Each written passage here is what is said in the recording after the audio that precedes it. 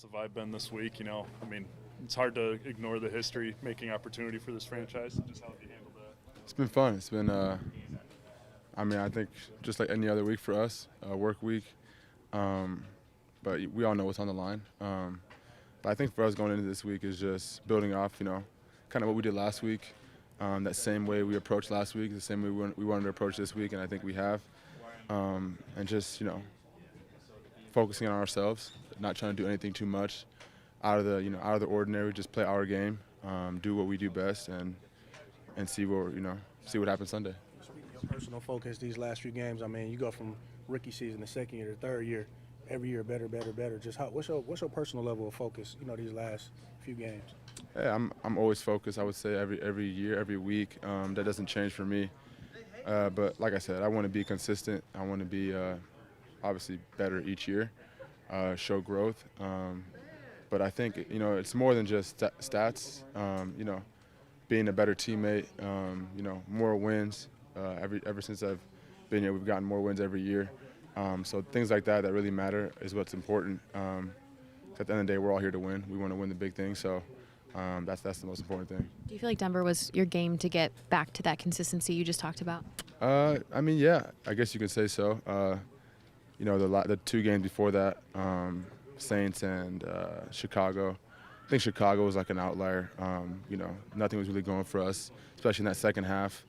But for me, it's my preparation doesn't change whether I have a great game, whether I don't. I'm gonna stick to what I do because that's kind of what I've been doing since I got here, even before I got here. So the work ethic never changes, and I know it works for me. So just gotta keep going, stay focused, and keep working. You mentioned consistency a couple times. I just noticed, this is bad, I mean, maybe if you're not noticing it before, but be consistent on the mirror. Can you just explain or tell me about the origins of that? Yeah, we had we have a leadership group here, and Sean Pugh handed all of us out mirrors. We were talking about leadership, and gave us all a mirror and said you want to look at it every day and write something on it that can make you a better leader. Some leadership qualities. And that was just one thing that came to my mind, so I, put it on, wrote it on, put it in my locker. Something that I can look at, every day, just to remind myself. Why consistent? Why was that the word you chose? I think, for me, well, especially in this league, is you're only as good as your last week, really. And it's easy to do it maybe 1 or 2 weeks, 6 weeks, a year, but to do it year after year after year is what's hard. And for me, that's something that I, pride myself on, is not a guy that can only do it one time. I can keep doing it year in and year out, and that's kind of been my goal. When did you hand it out? What's up? How long ago was it? How long since it in your locker? Since early in the year. Yep.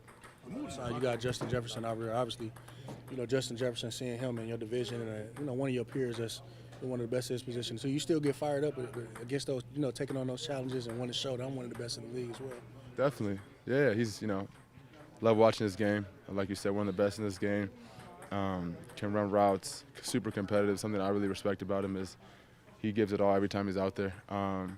But going against guys like that, it's almost like you want to see, who can have a better game. But, you're happy for all the guys that are balling. But it's always fun to even be on the sideline to watch him. When you get to watch, some of the best in the game, you can always learn a thing or two. So just to be able to, share the field with him.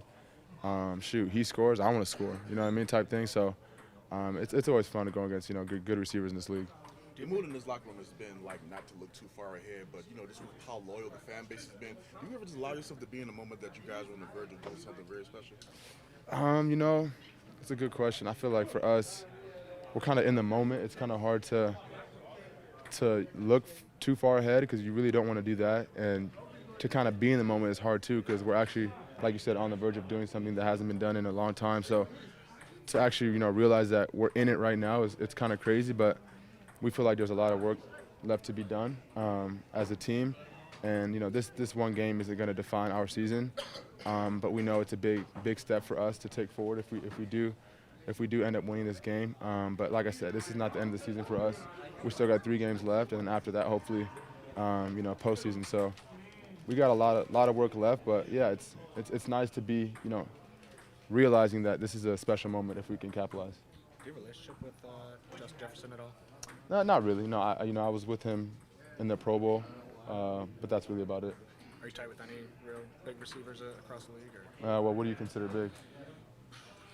That's a good question. Right. It's subjective. Exactly. Do you have a relationship with Jordan Addison, or was he too young? He came the year after I left, so little younger, but definitely looking forward to chopping it up with him. He went to USC, so anytime a USC receiver's on the other side, I gotta chop it up with him. Is Sam the most unflappable podcast guest you've had so far? One of, yep. But we had fun. It was a good time. You took it all really well. As a wide receiver, what are some of the things that Jared Goff, or that you value about Jared Goff that doesn't show up in a stat sheet, like his accuracy, ball placement, or even like his leadership abilities? What are some of those things that you value as a wide receiver? Yeah, obviously, I think you said it, early on. His accuracy, I think, is one of the best in this league. So he's accurate. I think he throws a catchable ball. And it's hard to explain as a receiver. Some quarterbacks, maybe you're running I'm wide open and they throw it really hard when obviously we're supposed to catch any ball that's coming our way, but maybe throwing it softer because he can in that situation. Things like that I, as a receiver, that we really love, because we don't always have to. You don't always have to throw it a million miles an hour. You can throw it softer. We're still going to catch it, and it makes it easier for us to run after catch with those type balls. So things like that.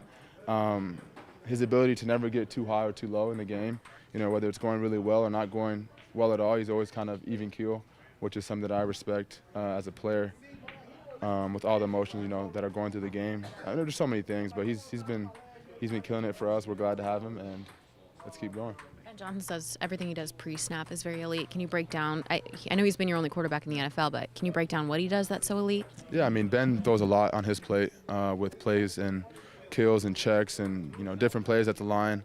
But I think he does a great job preparing during the week with different looks.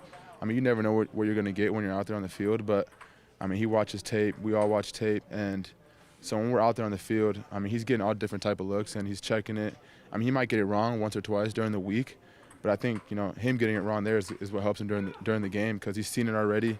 So him and Ben do a great job of getting in different calls, and ultimately Jared does. He's the decision maker on the field, and he gets us in the right plays for the most part. And he's seeing it out there. He's the head honcho out there, calling the shots, and we just execute for him. Thank you.